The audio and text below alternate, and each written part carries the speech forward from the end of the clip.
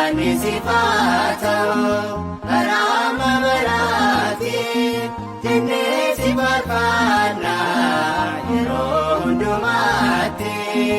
Alleluuyaa jechuun labsiin addunyaatti. Alleluuyaa jechuun labsiin addunyaatti. Galaanni siif barama baraati jennee si barbaanna yeroo hundumaatti. Alleluuyaa jechuun labsiin addunyaatti. Alleluuyaa jechuun labsiin addunyaatti.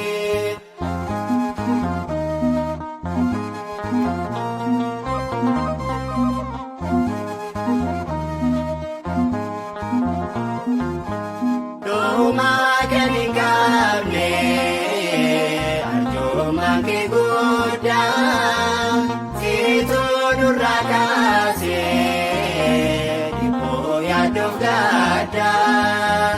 Tokkummaadhaan taanee oolmaa kee dubbanna dhaloota hundumaatti himnee nu gabaana. Rihoobu jenneerra Gooftaa nu gargaarte rakkoo hedduu keessa atee nu baraarte. Rihoobu jenneerra Gooftaa nu gargaarte rakkoo hedduu keessa atee nu baraarte.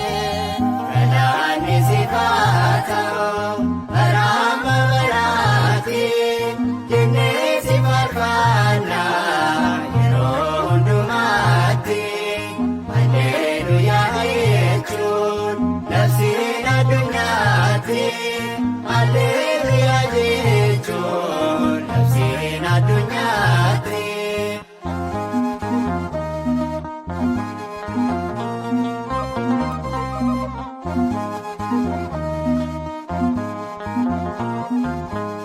Ati hunda dandeessa mantoo si dangeessa Waaqaaf na qabeessa maalitti geessa. Humna keenyaan miti eegumsa kee bulla harka kee tuulaanne nagaan malee galla. Rihoobu jenneerra Gooftaa nu gargaarte rakkoo hedduu keessa atee nu baraarte.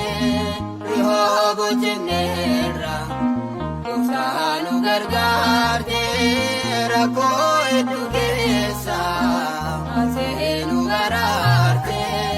Galaanni siif barama baraati jennee si barbaanna yeroo hundumaatti.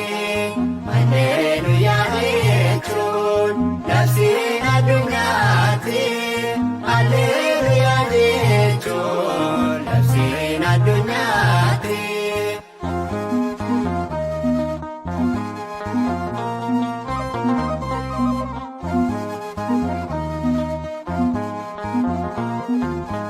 Alfaaf Omeegaadha otoo si jijjiiru ati yommuu si'ee waaqni biraan jiru.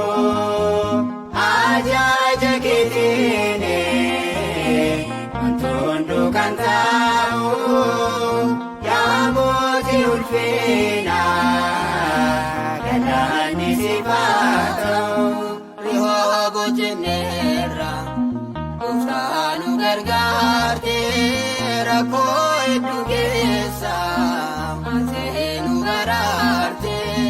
Rihoobu jenneerra Gooftaa nu gargaarte rakkoo hedduu keessa atee nu baraarte. Galaanni siif barama baraati jennee si barbaanna yeroo hundumaatti.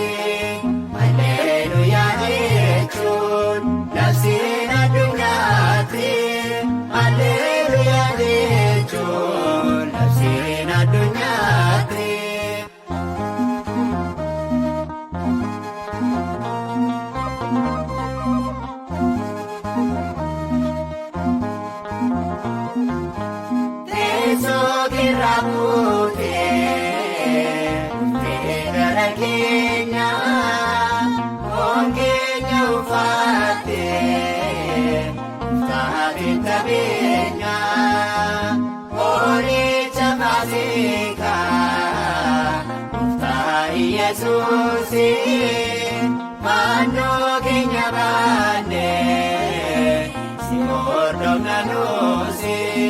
Rihoobo jenneerra Gooftaa nu gargaarte rakkoo hedduu keessa ati nu baraarte.